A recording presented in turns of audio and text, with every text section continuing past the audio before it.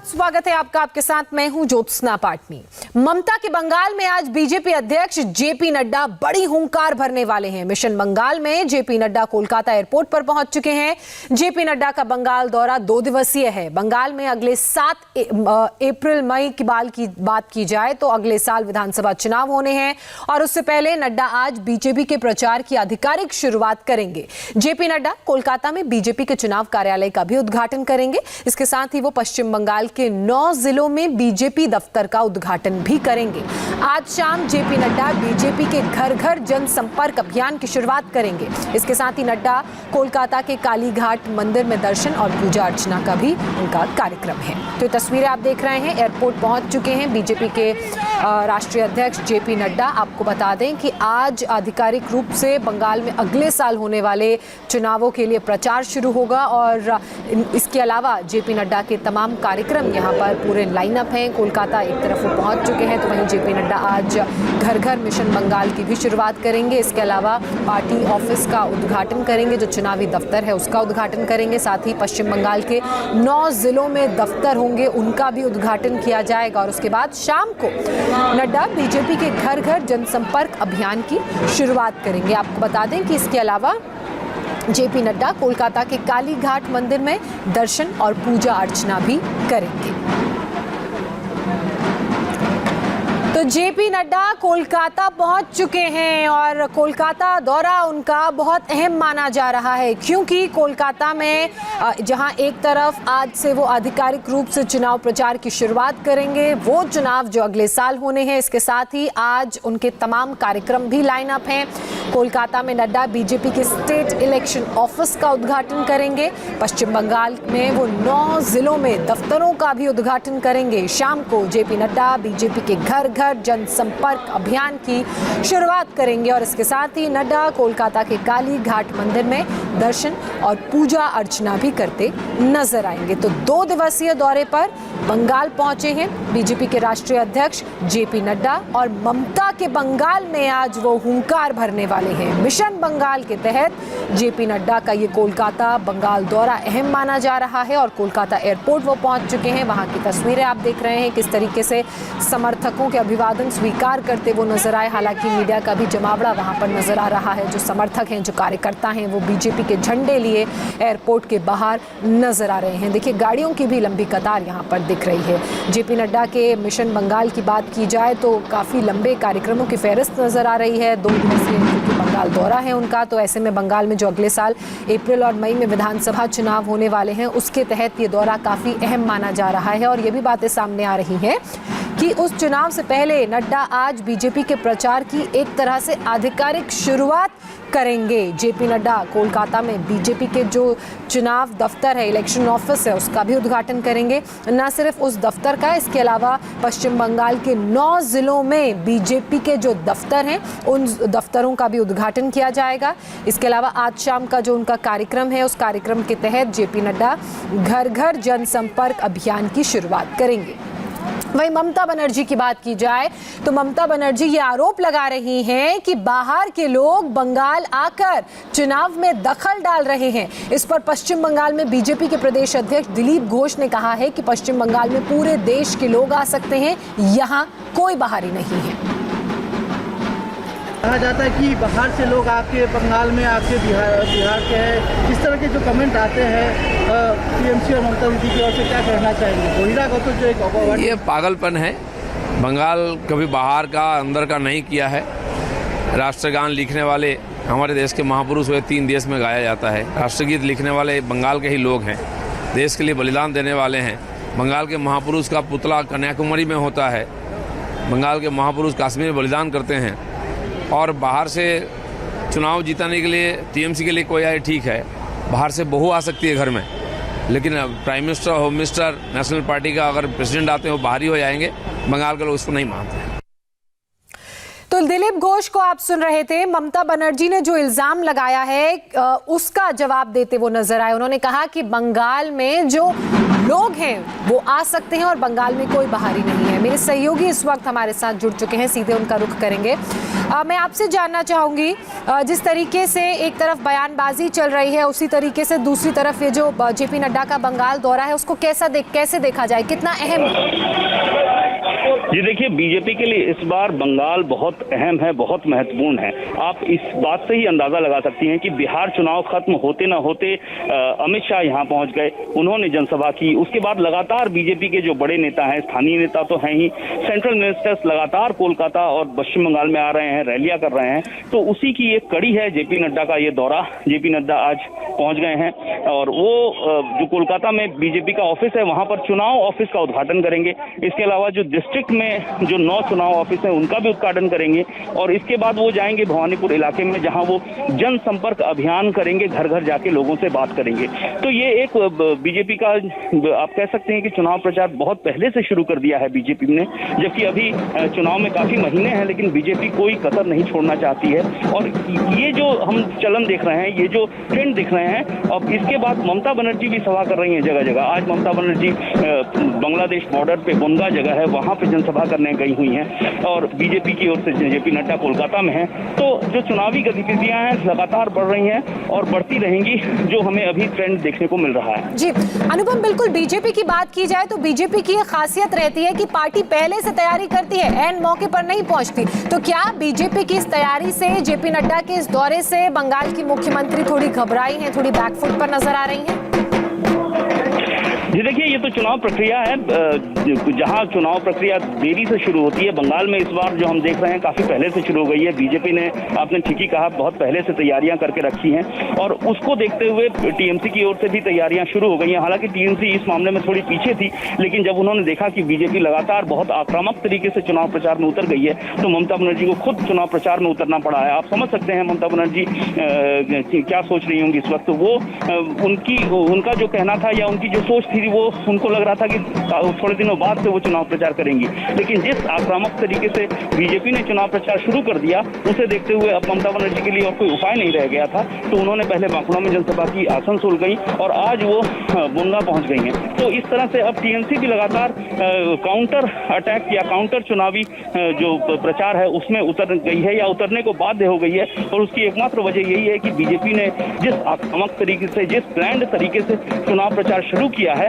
उसने ममता बनर्जी को बाध्य कर दिया है सोचने के लिए कि चाहे चुनाव हो सकता है 5 महीने लेट हो, लेकिन अभी से चुनाव की प्रक्रिया और गतिविधियां शुरू करनी होंगी।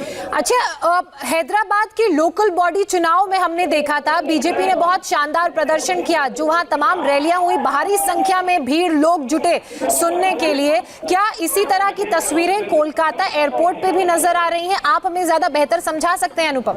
जी, सिर्फ कोलकाता एयरपोर्ट पर ही नहीं, जहां जहां बीजेपी के नेता जा रहे हैं वहां पर भारी संख्या में लोग उमड़ रहे हैं और जो भीड़ हमें दिखाई दे रही है वो अप्रत्याशित है। आपको बता दें कि 2019 के जो लोकसभा चुनाव हुए थे, उस वक्त भी जो भीड़ का ट्रेंड दिखाई पड़ने लगा था, जिस तरह से, जिस कदर भीड़ उमड़ रही थी बीजेपी की सभाओं में, उसी से लोगों को अंदाजा होने लगा था कि जो लोकसभा चुनाव में है बहुत अच्छी खासी सीटें बीजेपी जीतेंगी और उसी का एक परिणाम सामने भी आया। तो अभी भी जो हमें ट्रेंड दिखाई पड़ रहा है वो ट्रेंड बीजेपी की जहां भी चुनावी प्रचार हो रहे हैं, सभाएं हो रही हैं, नुक्कड़ सभाएं हो रही हैं, नेता जा रहे हैं, वहां पर बहुत भारी संख्या में लोग जुट रहे हैं। जी, इसके अलावा जिस तरीके से जेपी नड्डा के दौरे की बात करें तो बहुत व्यस्त उनका दौरा है, लेकिन उसी बीच उन्होंने वक्त निकाला है उस मंदिर में जाने का, कालीघाट मंदिर, जो ममता बनर्जी के घर से नजदीक है। जी, कालीघाट मंदिर कोलकाता का सबसे विख्यात मंदिर है और जो भी नेता आता है, चाहे वो अमित शाह हो, प्रधानमंत्री हो, उनकी कोशिश रहती है या तो कालीघाट या दक्षिणेश्वर मंदिर जाएं। तो जेपी नड्डा ने भी कोशिश की है वहां जाने की, शाम को उनका वक्त है कालीघाट जाने का। और ये ममता बनर्जी के घर के बेहद करीब है कालीघाट मंदिर और और आपको बता दें ममता बनर्जी भी जब कहीं बाहर निकलती हैं कोशिश कर रहती है उनके भी कि वो मंदिर में जाएं। तो जो भी बड़े नेता हैं वो कम से कम माँ काली का आशीर्वाद लेकर इस तरह का कार्यक्रम शुरू करते हैं। तो उसी की एक कड़ी में हमें इसे देखना चाहिए कि या तो दक्षिणेश्वर मंदिर या कालीघाट का माँ काली मंदिर, तो दोनों में कोई एक मंदिर में जरूर कोई ना कोई जो भी बाहर से नेता आते हैं वो जरूर जाने की कोशिश करते हैं। अच्छा अनुपम, 2 दिन का जो दौरा है जेपी नड्डा का, उनका कार्यक्रम किस तरीके से रहेगा? हम चाहते हैं कि एक बार आप हमें वो भी विस्तार से बताएं। जी देखिए, मुख्यतः जो कार्यक्रम है वो घर घर जाकर चुनाव प्रचार, चुनाव अभियान करना है। जनसंपर्क अभियान मुख्य नाम दिया गया है, तो उसी की कड़ी है।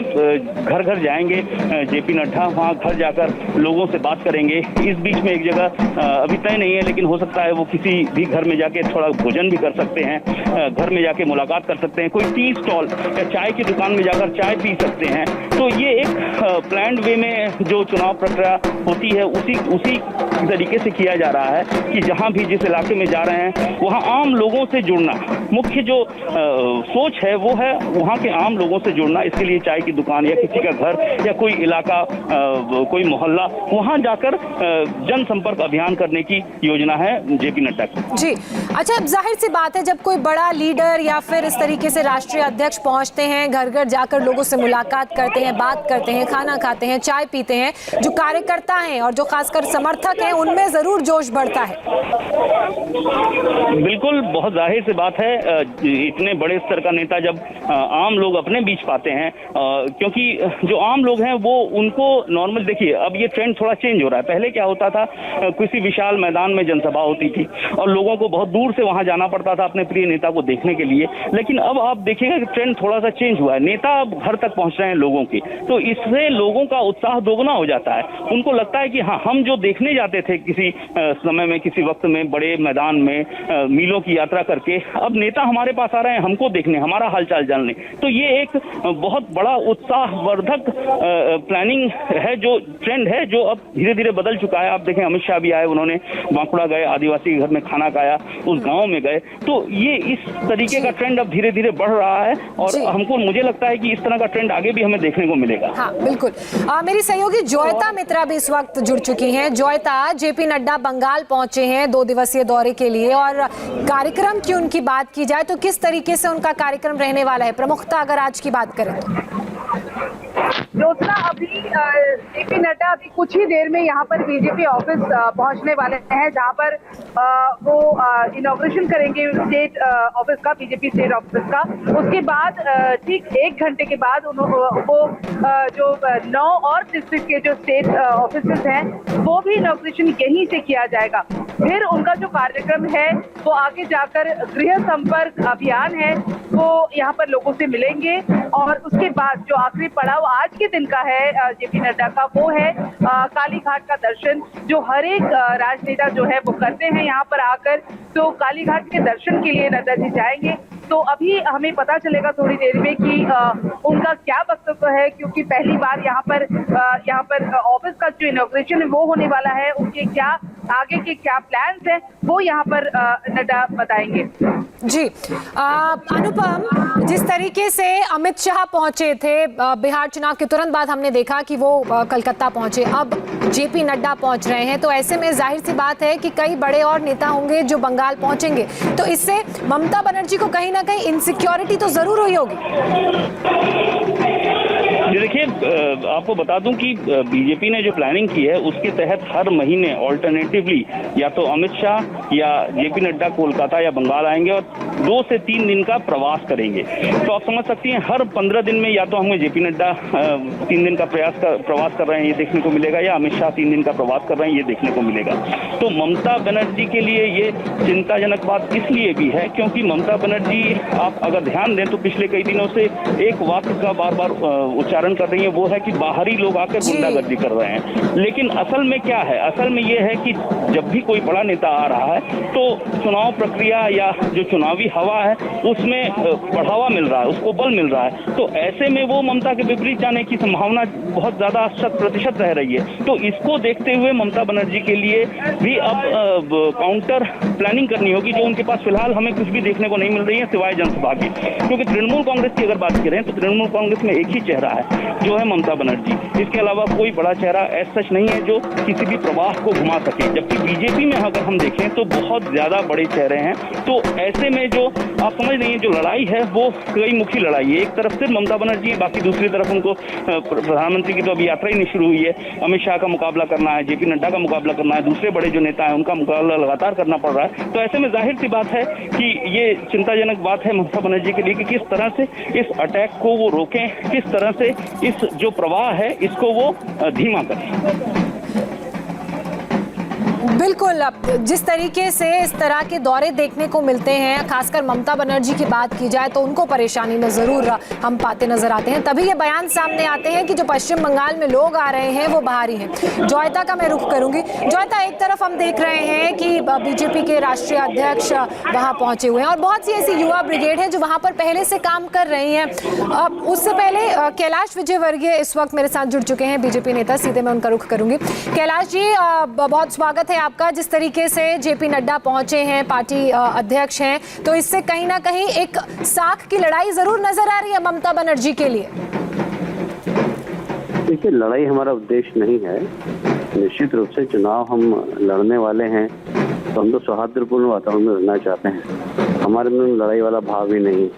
हम राजनीति सौजन्यता की करते हैं। और हाँ, विचारधारा की लड़ाई है हमारी और हम निश्चित रूप से चुनाव जीतने के लिए, सरकार बनाने के लिए हमारी प्लानिंग कर रहे हैं। और उसी कार्यक्रम के अंतर्गत माननीय राष्ट्रीय अध्यक्ष नड्डा जी का यहाँ पर प्रवास है और अभी जस्ट लैंड किए हम कार्यालय की ओर जा रहे हैं। पहला कार्यक्रम हमारा कार्यालय पर है। अच्छा कैलाश जी, बंगाल की बात की जाए तो ममता बनर्जी लगातार काफी दिनों से ये बात कह रही हैं कि जो लोग बंगाल में आ रहे हैं खासकर प्रचार करने के लिए वो बाहरी हैं और चुनाव में दखल दे रहे हैं, तो इस पर आप क्या कहेंगे? देखिए, उनकी संकुचित मानसिकता है। उनका दल एक प्रदेश का है, हमारा अखिल भारतीय दल है, राजनीतिक दल है और हमारे नेता आज से नहीं और कैसे वो बाहर के कह सकती है। भारतीय जनसंघ की स्थापना डॉक्टर श्यामा प्रसाद मुखर्जी ने की और वो बंगाल के थे और वहाँ से हमारी राजनीतिक यात्रा प्रारंभ हुई है। तो हम बाहर के कैसे हुए? वास्तव में बाहर के दूसरे दल हो सकते हैं, हम तो हो ही नहीं सकते और हम तो अखिल भारतीय पार्टी हैं। तो इसलिए इस प्रकार की बात करना संकुचित मानसिकता है ममता जी की। और मुझे आश्चर्य जब होता है जब वो रोहिंग्या, जो कि दुनिया में आतंक फैलाने के नाम से जाने जाते हैं, उनको गले लगा सकती है, उनके लिए बस्ती बना सकती है, उनके सिविल कार्ड बना सकती है, कूपन बना सकती है सस्ते अनाज के, उनको घुसपैठियों को पनाह दे सकती है क्योंकि उनका वोट बैंक है वो। और भारतीय जनता पार्टी के नेता, इस देश के प्रधानमंत्री, इस देश के गृह मंत्री, भारतीय जनता पार्टी के राष्ट्रीय अध्यक्ष, वो बाहर की बोलती हैं। मैं समझता हूँ कि तो बड़े हास्यास्पद है कोई मुख्यमंत्री इस प्रकार का बयान दे। जी चलिए कैलाश जी, बहुत शुक्रिया आपका हमारे साथ जुड़ने के लिए। तो बीजेपी के बंगाल प्रभारी कैलाश विजयवर्गीय को आप सुन रहे थे, जिनका साफ तौर पर कहना है कि विचारधारा की लड़ाई है हमारी और जो बीजेपी की जो कोशिश है वो यही है कि जो बंगाल की जनता है उनके हकों में काम करे। इस बड़ी खबर पर लगातार नजर बनी हुई है। फिलहाल रुक रहे हैं एक छोटे से ब्रेक के लिए।